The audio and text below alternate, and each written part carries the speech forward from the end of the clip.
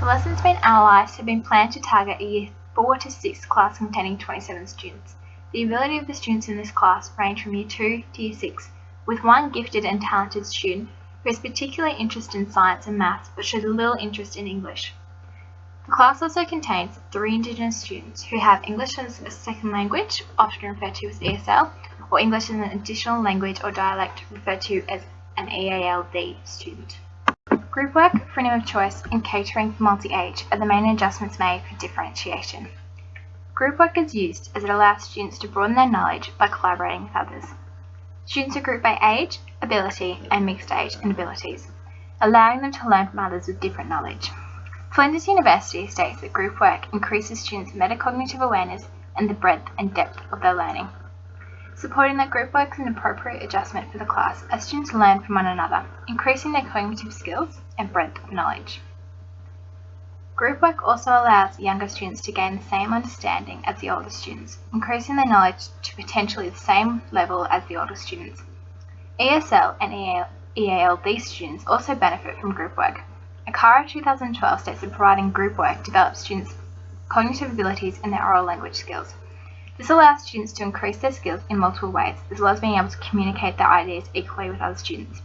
This approach is appropriate as it allows all students an equal opportunity to broaden and demonstrate their knowledge. Freedom of choice is another strategy of differentiation used in the lessons. The class contains one gifted student who shows little interest in English. Through providing the students freedom of choice, they are able to enjoy and be excited about their learning while completing the required task. New South Wales Department of Education and Training says that students having a choice can be motivating. If students are motivated, they are more likely to produce their best work and enjoy their learning. The students are not just given fairy tales, but are given a list which includes Aboriginal folk tales for those students who are more familiar with them, giving them the opportunity to be included and have a chance of producing excellent work. The gifted student can challenge herself by writing more than the other students or changing more elements. This way she sees the enjoyment and the purpose of the text. The last aspect taken into account when planning the lessons was that the class is of multi-age. Differentiating for this aspect was done by changing the expectations of the lessons depending on the student's age or ability level. This is appropriate as it means that students are not completing work that is not in their age or ability level, but completing work that they are able to do and doing it to the best of their abilities as they feel as though they are able to complete the task. Group work and freedom of choice all assist in differentiating for these age levels. The lessons also differentiate from multi-age students by allowing them to work in groups, learning off of each other. McIntyre et al. States that in multi-age classrooms, children are given the opportunity to learn from their more proficient classmates. This is appropriate as the classes are multi-age. The younger students are then given the opportunity to learn from those who are more proficient, increasing their knowledge to be equal with those students a year or two above them. Supporting that through allowing the students to collaborate with each other, students are gaining more knowledge from those students who are more proficient at a subject or topic. The ESL and EALD students are also catered for. These students are working alongside a teacher, allowing them to succeed to the best of their abilities and understand what is required of them to do throughout their lessons. The teaching strategies used include explicit teaching, New Basics project, and Bloom's taxonomy. To begin each lesson, students are told the Walt, we're learning to, and the Wolf, what I am looking for. Archer and Hughes said that students achieve better if they understand the goals expected of them. The Walt and the Wolf allow students to have a clear understanding of what is expected of them to do throughout each of their lessons. This strategy is appropriate as the class contains multiple ages, meaning that more scaffolding is needed so that all students know exactly what is expected of them for their year or ability level. This strategy is appropriate as it scaffolds the students from the I do to the we do to the you do phases, showing that they have and can apply this knowledge to create a product. Tompkins 2012 states that explicit teaching is a systematic instruction of strategies, skills, and concepts that build from simple understanding to complex knowledge and application. Through breaking down and scaffolding these tasks, from the simple understanding to the complex understanding, all students, especially the ESL and EALD students, can achieve, as they have been scaffolded through the learning to gain the knowledge and apply the knowledge. This way, by the time they get to producing the text, they know what to do and can successfully complete their task. The New Basics project is the second strategy used. The skills that students use throughout the New Basics is important for their future.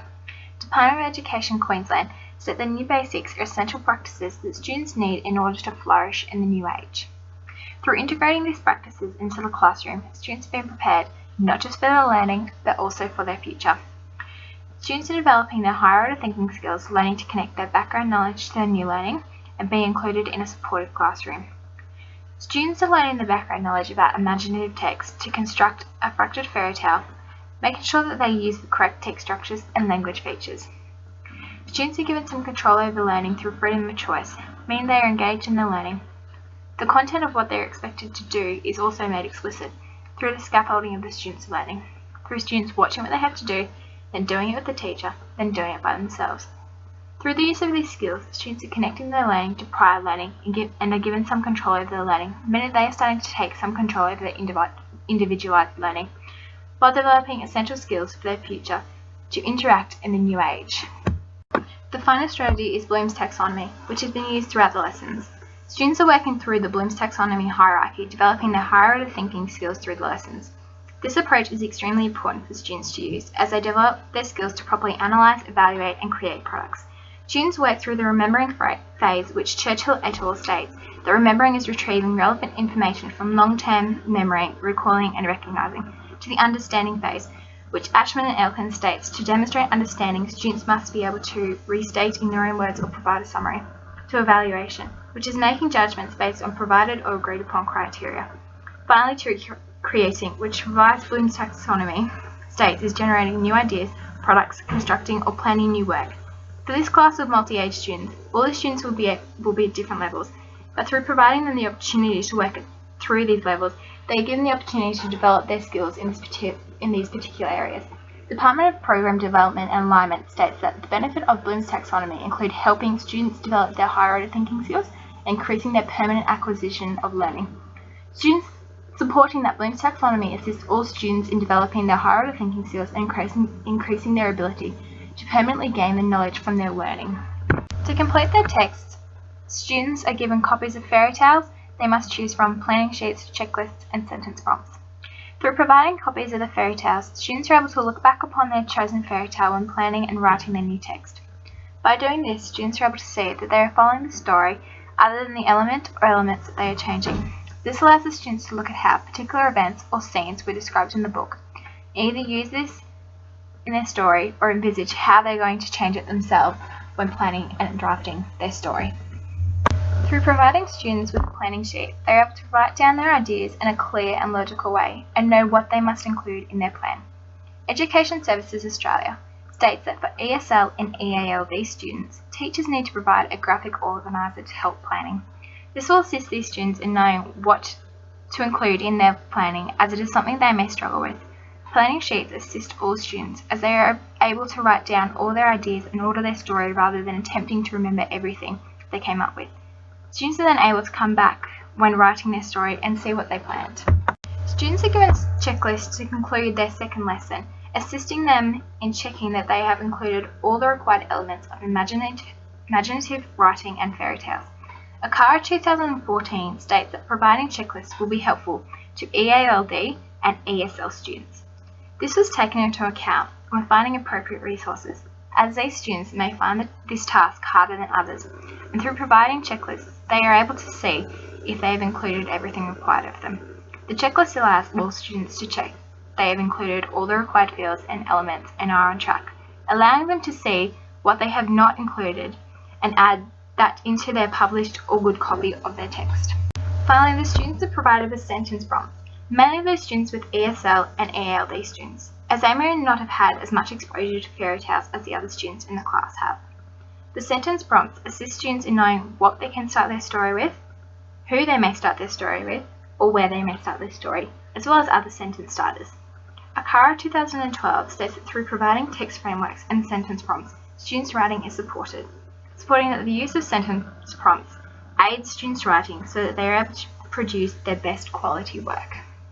Through the provision of these resources, the teacher knows the majority of the students in the class will be on track and understand what is required of them to do throughout their 3 lessons, allowing them to spend the time observing and checking students' work to see if they are on track and assisting any students who need the extra assistance in the completion of their planning, drafting, publishing, or editing of their imaginative text. Group work, freedom of choice, and multi-age adjustments all assist in differentiating for the scenario class by providing all students an equal opportunity to plan, draft, edit, and publish their fraction fairy tale. Explicit teaching, new basics, and Bloom's taxonomy assist in making sure that all students know and are able to complete the task by drawing upon their prior knowledge and skills and are using their higher order thinking skills during the 3 lessons. The resources support the students in planning, drafting, editing, and publishing their text by providing appropriate or required assistance. This all leads to the students from the scenario class succeeding in providing a piece of imaginative text